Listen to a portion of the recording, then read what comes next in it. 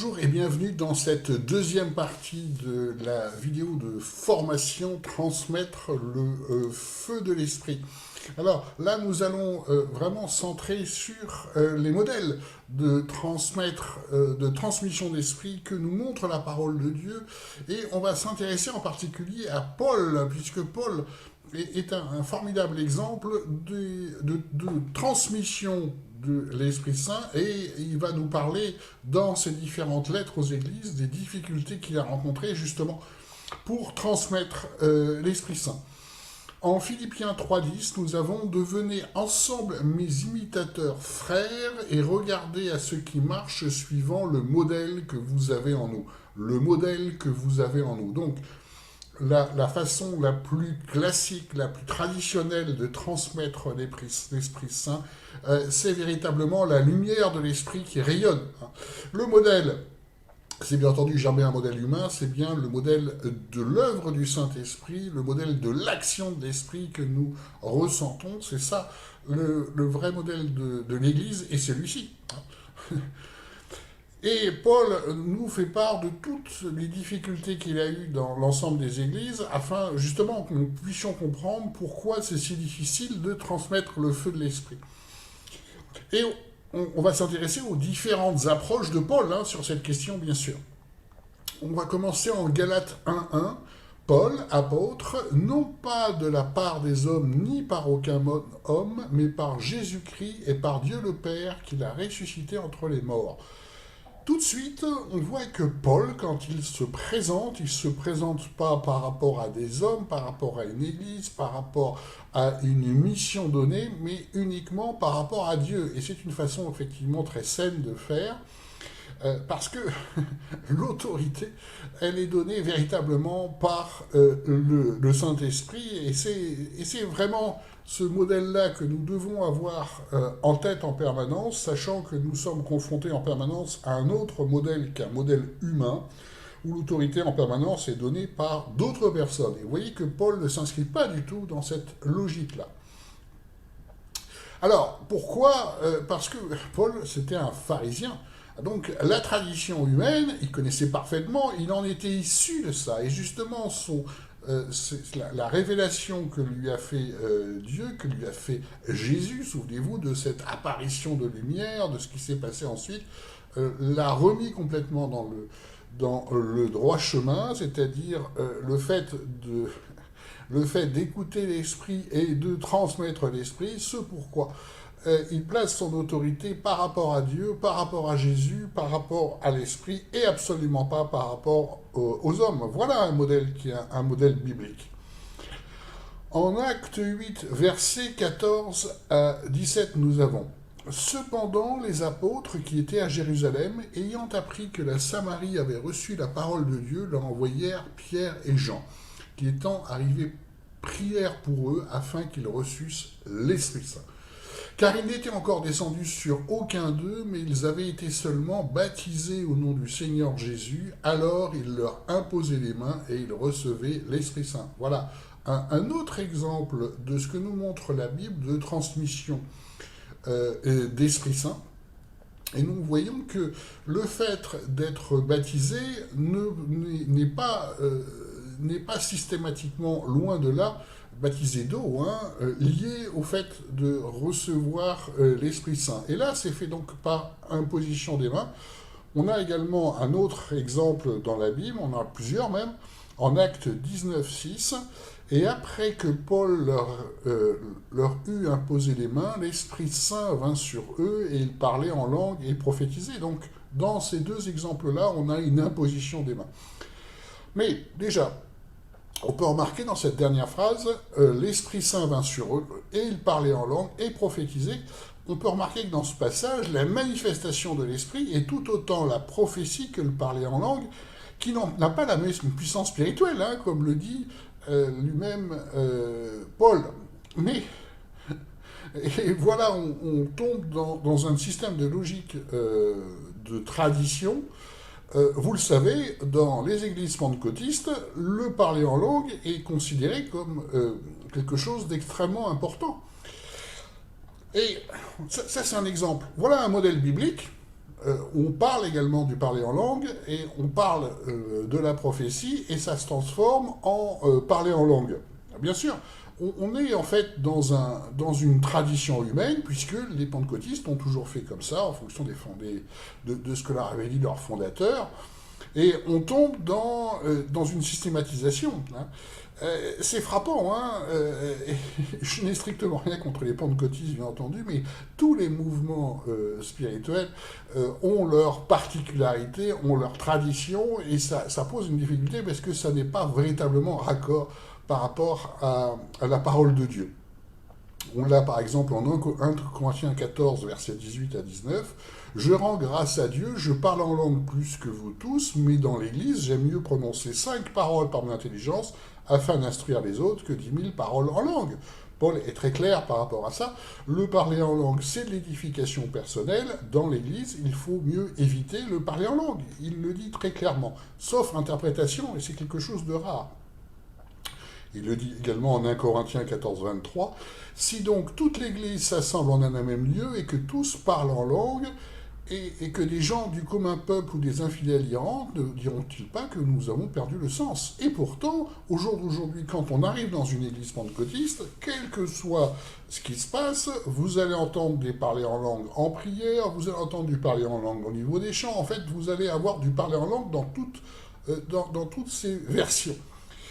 C'est frappant, hein. C'est pas pour montrer du doigt, mais c'est vraiment le thème de la formation, transmettre l'esprit ou transmettre une tradition humaine, vous voyez. Encore sur le parler en langue, en 1 Corinthiens 14, versets 39 à 40, nous avons « C'est pourquoi, frères, désirez avec ardeur de prophétiser, et n'empêchez pas de parler en langue, mais que toute chose se fasse avec bienséance et avec ordre. » Donc, la parole de Dieu est très claire. Par contre, l'usage qu'on en fait, on fait un exemple, on fait quelque chose qui est en décalage complet. Et nous le voyons à chaque fois, malheureusement, que je vais dans une église pentecôtiste. J'ai beaucoup de mal à percevoir quelque chose d'inspiré. Enfin, quand je dis ça, c'est une façon polie de dire je ne sens pas vraiment l'inspiration de l'Esprit Saint dans les prières ni dans l'enseignement. Après, je n'ai pas tout fait, hein. Moi j'espère bien qu'effectivement il y en a où on voit, on sent effectivement le feu de l'esprit. Mais c'est pas ce que j'ai vu, et c'est pas les témoignages que j'ai non plus dans les personnes issues du pentecôtisme qui sont dans l'Église. La parole de Dieu nous montre véritablement la volonté de Dieu, et la parole de Dieu conduite par l'Esprit sert justement à nous canaliser par rapport à ces questions-là, et nous voyons encore une fois, dans à peu près tous les mouvements d'église, que ce qui est appliqué est en décalage. Alors, bien sûr, j'ai déjà entendu des arguments qui sont développés. Oui, mais c'est quand même prophétiser, parler en langue, puisque on peut effectivement, avec l'interprétation, faire une prophétie. Oui, certes, on peut, mais c'est pas ça véritablement la prophétie. Et je connais franchement ce sujet. J'ai aussi le don d'interprétation en langue. Et pour comprendre ce qui est dit en parlant en langue, c'est plus de l'exhortation qui est faite. Hein. Ça n'est pas de la grande prophétie, clairement. Ça peut, oui, mais à titre exceptionnel. Et ce qui est fait à titre exceptionnel est devenu une norme générale. Vraiment, il y a des véritables difficultés par rapport à ça. J'ai eu l'exemple d'une personne dans l'Église auquel on avait des espoirs sur son devenir, mais en fait, réellement, il a fait une chute spirituelle spectaculaire, triste, hein, mais c'est quelque chose qui se voit assez fréquemment. C'est conforme aussi à la parole de Dieu, où la parabole des semeurs nous montre qu'il y a en moyenne 3 chutes spirituelles pour un qui donne véritablement du fruit. C'est ce que nous voyons dans les accompagnements. Il faut s'y faire, ce n'est pas drôle, mais c'est une réalité spirituelle. Et j'étais frappé parce que il était, en fait, ce qui me partageait l'Église, il vous a absolument me conseillé sur plein de choses par rapport à l'Église, le fonctionnement de l'Église, et tout ce qu'il me partageait venait exclusivement de la façon de faire des différents mouvements spirituels dans lesquels il était passé. Donc, il voulait me donner des recettes humaines exclusivement, alors que la seule chose qui m'intéresse, c'est ce que Dieu veut. C'était frappant. Donc, quand sa chute spirituelle est arrivée, ça m'a beaucoup attristé, ça nous a tous beaucoup attristés, mais en fait, il y avait des prémices de ça. Quand on se fixe sur une tradition humaine, il est extrêmement difficile de véritablement être conduit par l'esprit. On a vu dans la première partie, et on continue à le voir. Paul en parle bien sûr à plusieurs reprises. Voilà un des exemples qu'il cite. En 1 Corinthiens 1, versets 22 à 25, et tandis que les Juifs demandent des signes et que les Grecs demandent de la sagesse, nous prêchons Christ crucifié, scandale pour les Juifs et folie pour les païens. Mais pour ceux qui sont appelés tant juifs que grecs, ce Christ est la puissance de Dieu et la sagesse de Dieu. Parce que la folie de Dieu est plus sage que les hommes et la faiblesse de Dieu est plus forte que les hommes. Voilà ce qu'il nous explique. C'est que le fait d'être transformé par l'esprit, c'est extrêmement secouant. Et j'ai bien conscience dans cette formation que ce que je témoigne des traditions humaines dans les églises vont bousculer certains. Le but, c'est véritablement d'entendre le message de Dieu à travers ça. Hein. On ne peut pas faire la volonté de Dieu si à un moment donné on n'est pas bousculé dans ses pensées humaines. Et bien entendu, Paul a eu le même problème, et il nous cite deux types de personnes. Les Juifs demandent des signes. Quand j'ai lu cette phrase, les Juifs demandent des signes, ça me rappelait véritablement ce que j'entends tout le temps en église pentecôtiste. Oui, il nous faut du parler en langue, c'est le signe que c'est un des signes qu'attendent vraiment les églises pentecôtistes. Alors, j'ai rien contre le parler en langue a priori, sauf que des signes, il y en a plein d'autres dans la parole de Dieu. Le signe du baptême de l'Esprit, c'est cité 2-3 fois. Oui, c'est vrai, mais les personnes véritablement conduites par l'Esprit, c'est l'ensemble des dons spirituels. Voilà ce que nous parle la parole de Dieu, pas juste sur un point. Et les fruits spirituels tels l'évangélisation. Or, bien entendu, humainement parlant, on cherche à faire quelque chose de simple que tout le monde peut comprendre. Et c'est pour ça qu'on entend tout le temps parler de ce signe-là. Oui, les Juifs demandent des signes. Les Grecs demandent de la sagesse. Là, c'est d'autres mouvements spirituels, ceux qui sont issus de tous les mouvements qui sont rationnels, très basés sur une démarche intellectuelle. Tout ce qu'ils demandent, c'est qu'on leur parle de leur intelligence, qu'on fasse appel en fait à leur intelligence. Et vous voyez, c'était déjà vrai à l'époque, bien sûr. En fait, le problème vient d'où?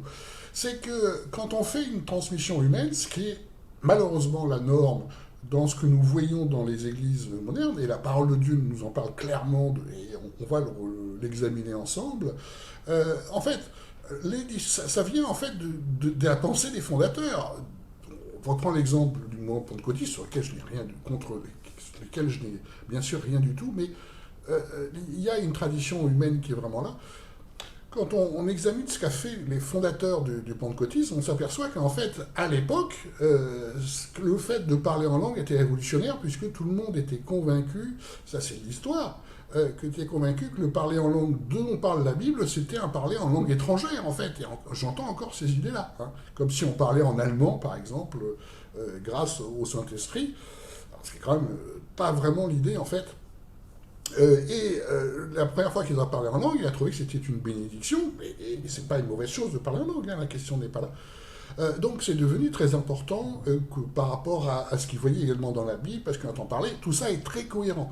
Le problème, c'est qu'à partir d'une pensée humaine de fondateur, on en fait une dogmatique, et c'est exactement la même chose dans les mouvements extrêmement rationnels, à partir de la pensée de théologiens, je pense notamment à Jean Calvin. Jean Calvin, quand il a écrit à l'époque, en fait, il était en opposition avec le système catholique, et c'est tout à fait vrai que l'Église catholique à l'époque avait, on en a parlé, tellement de traditions en lieu et place de la parole de Dieu qu'il y avait beaucoup de choses à faire. Et on peut retenir certaines phrases de Jean Calvin qui sont logiques par rapport au contexte historique, mais le grand problème, c'est que toutes les églises qui sont vraiment issues du calviniste sont basées sur ce que dit Jean Calvin, beaucoup plus que ce que dit Dieu, bien sûr. Et là, c'est catastrophique. On ne s'est plus remis dans le contexte de l'époque. Jean Calvin a eu un rôle particulier. Par contre, au jour d'aujourd'hui, quand on lit du Jean Calvin, on s'aperçoit que sur plein de points, il était en fait complètement à côté de l'esprit. Pas parce que c'est un théologien, c'est un intellectuel. Lui, l'esprit, pour lui, c'est quelque chose d'extrêmement théorique. Il n'a pas cette notion-là. Hein. Donc, il y a eu un moment donné, ça a été utile dans l'histoire de l'Église, mais le fait de continuer à suivre des pensées d'hommes, Enfin, c'est un désastre, hein. Véritablement c'est un désastre, la parole de Dieu nous parle de ça, ça correspond à les Grecs qui cherchent la sagesse, hein. Dites-moi que je suis intelligent, et ça me convient parfaitement, alors que la parole de Dieu nous dit l'inverse. Voilà des exemples. Donc, je vous cite ces exemples-là, encore une fois, c'est pas certainement pas pour montrer du doigt, mais pour être très bien conscient de ce qui se passe spirituellement. Le fait de suivre en fait des pensées de fondateurs finissent par poser pour des difficultés. Paul en parle, hein. En fait, ça correspond au fait de suivre des hommes, si vous voulez. En 1 Corinthiens 1, versets 12 à 13, voilà ce que nous dit Paul. Je veux dire que chacun de vous dit, moi je suis de Paul, et moi d'Apollos, et moi de Céphas, et moi de Christ. Le Christ est-il divisé? Paul a été crucifié pour vous. Où avez-vous été baptisé au nom de Paul? Voilà, le problème qu'il a eu, c'était bien entendu déjà comme ça à l'époque, et ça continue à l'être au jour d'aujourd'hui. Et il continue en 1 Corinthiens, toujours 1, verset 19 à 20, car il est écrit, « Je perdrai la sagesse des sages et j'anéantirai l'intelligence des intelligents. Où est le sage? Où est le scribe? Où est le disputeur de ce siècle? Dieu n'a-t-il pas rendu folle la sagesse du monde? » Voilà, tout est là. C'est donc tout à fait normal d'être bousculé par la parole de Dieu. C'est mourir à soi-même, c'est être bousculé des idées du monde. Et malheureusement, très peu y arrivent. C'est une réalité spirituelle, ce pourquoi nous faisons cette formation, transmettre le feu de l'esprit. Et pour transmettre le feu de l'esprit, il faut mourir à la croix, c'est-à-dire mourir de toutes ces pensées humaines, mourir de ces traditions. Il y a une preuve évidente de ça, le simple fait qu'il y ait des myriades de mouvements spirituels variés nous montre qu'en fait, il y a un problème de transmission d'esprit. Parce que, j'en ai l'expérience de ça, des personnes qui sont véritablement conduites par l'esprit, peu importe le mouvement dans lequel ils sont, on sent tout de suite une communion spirituelle qui se fait. En fait, on parle de la même chose, on dit la même chose. Pourquoi? Parce que c'est pas nous, c'est l'esprit. Vous voyez? Donc, le simple fait de voir qu'il y a tant que chaque mouvement pense différemment et qui a en fait assez peu de convergence, et d'ailleurs chacun se regarde en chien de faïence, hein, c'est la réalité de ce que nous vivons, est une preuve absolue que il n'y a pas de vraie transmission d'esprit, mais c'est plus d'une transmission de pensées humaines qui sont faites. Alors les pensées humaines s'entrechoquent en permanence, et voilà ce que nous vivons. Hein.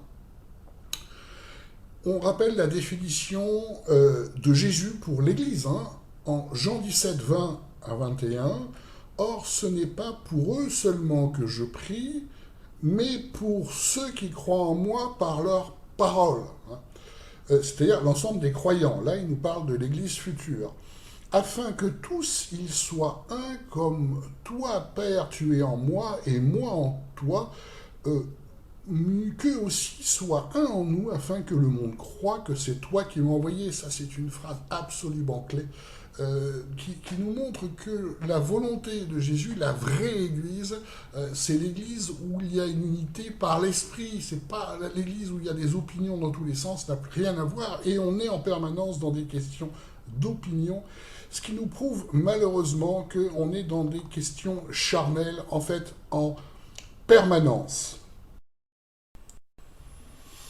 La vraie Église, donc, selon Jésus, selon la définition de Jésus, est l'Église qui nous montre, en fait, le feu de l'Esprit, et on n'est plus du tout dans cette question d'opinion, puisque c'est l'Esprit qui parle et pas nos pensées humaines. Et bien entendu, on retrouve dans les difficultés qu'a rencontré Paul, en Romains 14, versets 1 à 2, voilà ce qu'il nous explique. Accueillez celui qui est faible dans la foi et ne discutez pas les opinions. Tel croit pouvoir manger de tout, tel autre qui est faible ne mange que des légumes, que celui qui mange ne méprise pas celui qui ne mange pas, et celui qui ne mange pas ne juge pas celui qui mange, car Dieu l'a accueilli. Qui es-tu, toi, qui juges un serviteur d'autrui? S'il se tient debout ou qu'il tombe, cela regarde son maître, mais s'il se tiendra debout, car le Seigneur a le pouvoir de l'affermir. Le débat d'idées, c'est du monde, hein, c'est « je pense que ».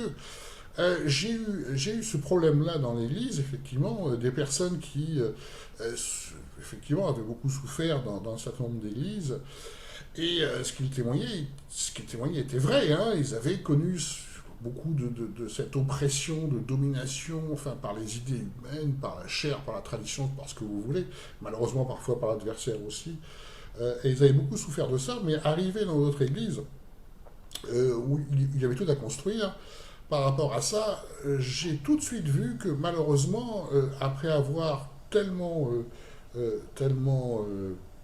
enfin, pleuré, c'était tellement plein de tout ce qu'ils avaient vécu, avec raison, parce que c'est vrai que c'était traumatisant ce qu'ils ont vécu, ouais, ils faisaient exactement pareil dans notre église, hein, que ce qu'ils reprochaient, c'est-à-dire, ils ont essayé de faire ce qu'ils pensent eux. Et ça, c'est une catastrophe. Ça, c'est une catastrophe. Rien n'est plus destructeur dans une église que quand on arrive à être comme ça. La seule chose qui nous intéresse, c'est Dieu, il pense quoi de ça? Voilà. C'est ce pourquoi Paul nous parle en permanence du don de prophétie, parce que le don de prophétie permet vraiment de nous conduire, hein, et Dieu, il pense de quoi? C'est ça le grand échec des églises. C'est parce que justement les églises ne sont pas parvenues, je parle en général parce que dans la parole de Dieu, on parle en général des églises, que les églises n'ont pas rempli leur mandat spirituel. C'est exactement ce qui est décrit en Apocalypse 3, versets 14 à 22, où on va nous parler de l'église de Laodicée. D'après tous les biblistes, l'église de Laodicée représente l'église moderne. Voilà ce que nous dit Jésus à travers cette prophétie. Et à l'ange de l'église qui est à l'Odyssée, écrit, voilà ce que dit l'Amen, le témoin fidèle et véritable principe de la création de Dieu. Donc là, ça commence. Je connais tes œuvres parce que tu n'es ni froid ni bouillant. Vous avez remarqué le terme de bouillant? On retrouve encore le terme de bouillant, le feu du Saint-Esprit. Plût à Dieu que tu fusses froid ou bouillant. Ainsi, parce que tu es tiède et que tu n'es ni froid ni bouillant, je te vomirai de ma bouche. Voilà ce que pense Jésus de l'Église actuelle. C'est une réalité, c'est choquant, c'est vrai, mais c'est pourtant ce qu'il nous dit clairement. Parce que tu dis je suis riche et je me suis enrichi, je n'ai besoin de rien, et parce que tu ne sais pas que c'est toi le malheureux et misérable et pauvre et aveugle et nu. Je te conseille d'acheter de moi de l'or éprouvé par le feu, afin que tu viennes riche, et des vêtements blancs afin que tu que tu sois vêtu et que la honte de ta dignité ne paraisse point, et un collier pour oindre tes yeux afin que tu vois. Moi, je reprends et je châtie tous ceux que j'aime, et donc du zèle, et repens-toi. Voici, je me tiens à la porte et je frappe. Si quelqu'un entend ma voix et m'ouvre la porte, j'entrerai chez lui et je souperai avec lui et lui avec moi. Celui qui vaincra, je lui donnerai de s'asseoir avec moi sur mon trône quand moi-même j'ai vaincu et me suis assis avec mon Père sur son trône. Que celui qui a des oreilles écoute ce que l'Esprit dit aux églises. C'est des passages absolument fondamentaux et pourtant qui sont juste survolés en église, ça dérange, et c'est l'église qui ne va pas bien, c'est toujours l'autre et jamais la sienne, évidemment. Pourtant, Jésus nous parle des églises modernes et des églises actuelles. Ça veut bien nous dire que le problème est totalement généralisé. Ça, c'est véritablement des visions qui m'accompagnent depuis longtemps, où la nuit, j'ai eu plusieurs fois la vision de cette sorte de monde, en fait, qui était le monde actuel, et je remarquais qu'il était couvert d'un manteau bleu nuit. Et ce manteau bleu nuit, je savais ce que c'était parce que le début de la vision démarrait en fait avec le fait de voir des entités démoniaques qui constituaient en fait ce manteau bleu nuit, et ces entités, elles étaient assez frappantes parce qu'en fait je les voyais froides, et je les voyais avec des sortes d'yeux brillants qui me regardaient parce qu'ils me connaissaient au niveau spirituel, et elles finissaient par constituer ce manteau bleu nuit sur la terre, et c'est tout à fait évidemment biblique, hein, puisque c'est un monde conduit par Satan. Et là où je m'attendais à voir des feux spirituels qui repoussent cette nuit, qui correspondent approximativement aux églises, en fait, je ne voyais pas ça. Je ne voyais que quelques feux spirituels dans le monde. Et j'essaie de vous mettre une illustration là-dessus. Et que ces quelques feux spirituels ne correspondaient absolument pas aux églises physiques, en fait. C'est ça qui est choquant, et j'ai mis pas mal de temps à comprendre que, en fait, ça montrait bien, en fait, ce qui se passait par rapport à ça. C'est que, au jour d'aujourd'hui, le feu de Dieu, celui qui repousse, hein, ce qui repousse l'œuvre démoniaque, est concentré.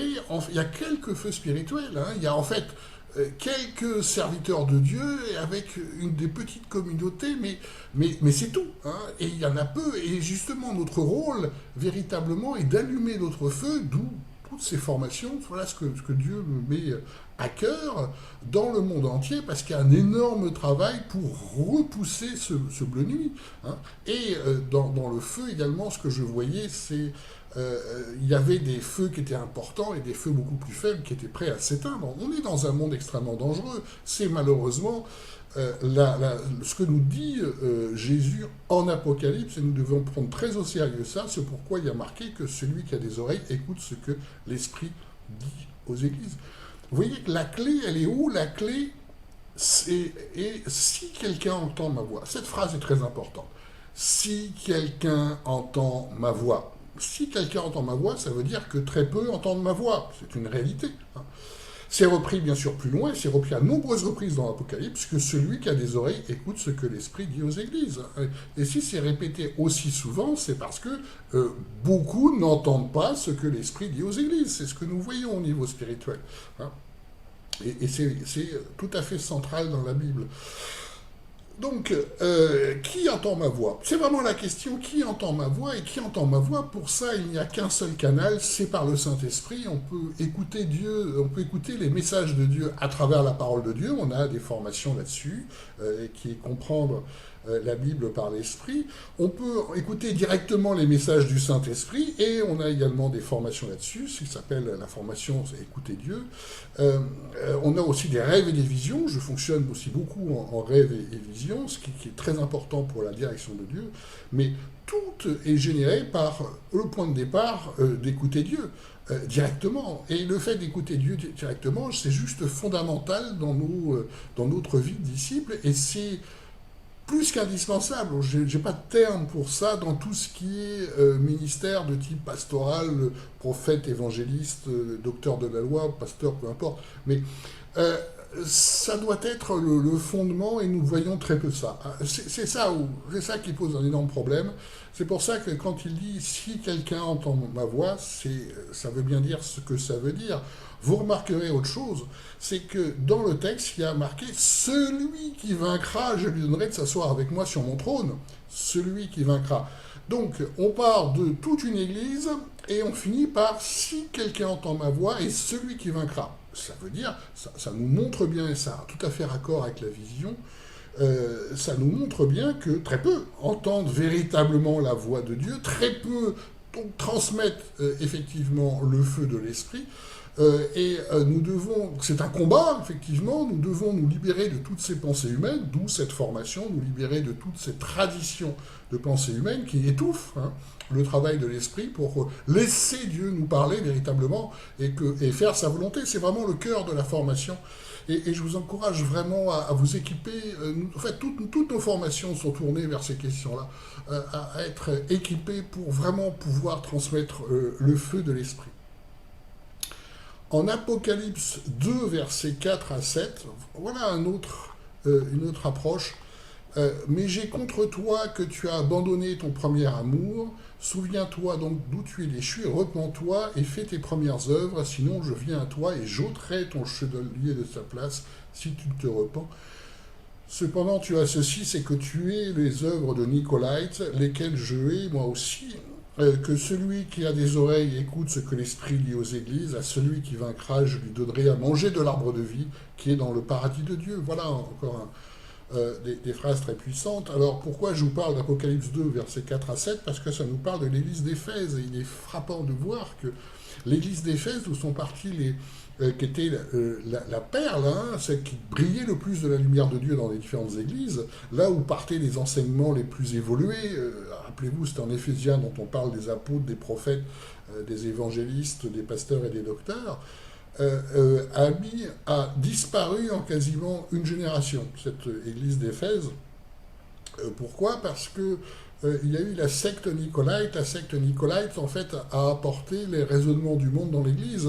Alors, ils ont eu un raisonnement bien sûr, qui est vu de notre compréhension maintenant, qui est vicieux, mais qui a très très bien fonctionné, de dire nous sommes trop prudes avec tout ce qui est les mariages. En fait, nous devons avoir une sexualité un peu plus libre que ça va nous aider à donner la parole de Dieu, puisque chacun va se dire, ah, ils font un peu comme moi, donc si on adopte les méthodes du monde, nous arriverons en fait à propager la parole de Dieu. Et ça a tellement bien marché, cette fausse doctrine, que ça a détruit l'Église instantanément. Et c'est pourquoi Jésus dénonce ça. Ça, nous le faisons, hein. Nous le faisons tout le temps. Nous apportons plein de raisonnements du monde dans l'Église, et ça fait belle lurette qu'on a évidemment le même résultat. C'est dans la Bible et c'est ce que nous vivons également, hein. Plus nous faisons du monde, moins nous faisons l'œuvre de Dieu. Il n'y a pas de fruits spirituels. Tout le monde est content, mais ça n'a rien à voir avec Dieu. Alors encore un approfondissement de cette clé spirituelle, toujours en Apocalypse. On va aller un petit peu plus loin. C'est pour bien comprendre ce mécanisme-là, ce que c'est que cette transmission du feu de l'Esprit. En Apocalypse 22, versets 1 à 8, « Et il me montre un fleuve d'eau de la vie, clair comme du cristal, qui sortait du trône de Dieu et de l'agneau, au milieu de la rue de la cité. Et sur les deux bords du fleuve sont les arbres de vie qui produisent 12 récoltes, rendant leurs fruits chaque mois, et les feuilles des arbres sont pour la guérison des nations. » Donc, ce qui nous explique, ce que Jésus nous explique dans ce passage, c'est que vraiment la vie c'est l'esprit, et le fleuve d'eau de la vie, donc qui irrigue dans cette nouvelle Jérusalem, et qui donne ces arbres, et c'est les feuilles de ces fruits de l'esprit qui arrivent à guérir les nations. Les feuilles des arbres sont pour la guérison des nations. Enfin, ça ne nous dit pas que les nations sont être guéries, loin de là. Mais la seule chose qui peut nous guérir, c'est les fruits issus du Saint-Esprit. Voilà, c'est cette image de la transmission du feu de l'Esprit. Nous n'avons qu'une seule voie qui peut nous sortir de ce marasme spirituel, c'est la transmission du feu de l'Esprit. Continuons. Il n'y aura plus d'anathème, et le trône de Dieu et de l'agneau sera dans la cité, et ses serviteurs le serviront. Ses serviteurs, oui, c'est pas tout le monde, c'est ses serviteurs. Et ils verront sa face, et son nom sera sur leur front. Et il n'y aura plus de nuit, et ils n'auront plus besoin ni de la lumière de lampe, ni de la lumière du soleil, parce que le Seigneur Dieu resplendira sur eux, et ils régneront au siècle des siècles. Alors, le terme de régneront est très important, parce que pour rentrer, j'ai eu des nombreuses... Enfin, j'ai eu en fait une série pendant plusieurs mois de visions sur cette nouvelle Jérusalem, et je voyais quelque chose d'assez effrayant sur cette nouvelle Jérusalem. En fait, je voyais le mur qui est décrit dans la parole de Dieu de cette nouvelle Jérusalem, dans lequel il y avait beaucoup de personnes qui essayaient de rentrer et qui étaient bloquées. C'est bien dans la parole de Dieu. En fait, la très grande majorité était bloquée, et peu essayaient de rentrer, et je les entendais, je voyais leur bouche qui s'ouvrait, enfin, ils étaient surpris, ils s'attendaient à rentrer, ils ne rentrent pas. Et c'était comme s'ils criaient, enfin, c'était assez frappant. Et alors, j'ai eu d'autres visions où effectivement je suis arrivé dans cette nouvelle Jérusalem en étant plongé dans ce fleuve, par ce fleuve d'eau de la vie. C'était vraiment très symbolique sur ce qui se passe. Ça n'est que par cette onction de l'esprit que nous pouvons rentrer, bien sûr. Pourquoi? Parce que c'est bien expliqué dans le texte, ils régneront au siècle des siècles. C'est-à-dire que ceux qui rentrent dans la nouvelle Jérusalem, les serviteurs de Dieu, uniquement, clairement, vont être appelés à régner pour faire la volonté de Dieu. C'est quoi régner? C'est-à-dire faire la volonté de Dieu. Nous ne savons pas quelle est la volonté de Dieu par la chair. Savez que en étant renouvelés, complètement renouvelés par l'Esprit, que nous pouvons faire la volonté de Dieu. C'est valable sur cette terre, ça sera valable dans la Nouvelle Jérusalem. Comment voulez-vous être passé dans la Nouvelle Jérusalem pour régner sans être déjà entièrement renouvelé par l'Esprit sur cette terre? C'est une impossibilité. Ça veut dire que, on va prendre une image très simple pour que chacun puisse comprendre, ça veut dire que vous êtes appelé à régner, à faire la volonté de Dieu avec des idées humaines.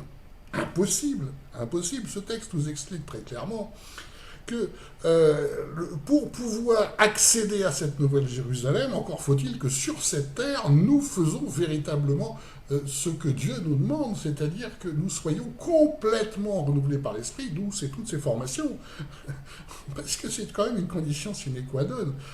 J'ai toujours surpris de ces personnes qui s'imaginent foncer vers la nouvelle Jérusalem, parce qu'ils pensent que c'est garanti, alors qu'ils sont perclus d'idées de monde. Il y a quelque chose qui ne colle pas, réellement.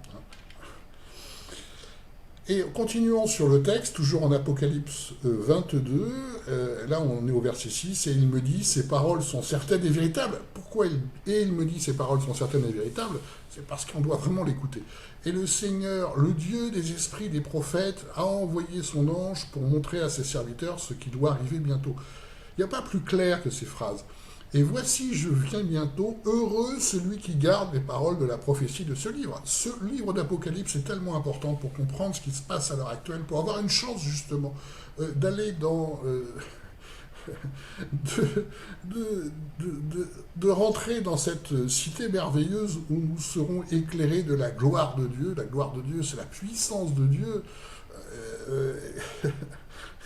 Et faire son œuvre. Nous ne pouvons pas rentrer si nous ne faisons pas l'œuvre de Dieu, si nous n'avons pas les fruits spirituels que Dieu nous demande, si nous ne suivons pas très sérieusement la parole de Dieu avant. D'où cette phrase, heureux celui qui garde les paroles de la prophétie de ce livre. Vous voyez, heureux celui qui garde les paroles de sa prophétie de ce livre. Vraiment, tous les matins, essayez de repenser à tous ces versets que je vous ai partagés dans cette formation, pour que véritablement être renouvelé du feu de l'esprit, être bouillant, ça soit le but de votre vie. C'est la seule voie que nous montre Dieu.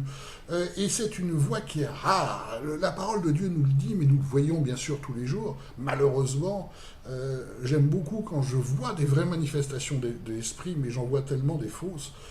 Et j'en vois tellement de choses qui sont faites par la chair, quand je finis par y être habitué, même si ça m'attriste toujours un peu. Parce que la parole de Dieu nous le décrit parfaitement. Donc, c'est vraiment ce travail de transmission d'esprit est un travail fondamental.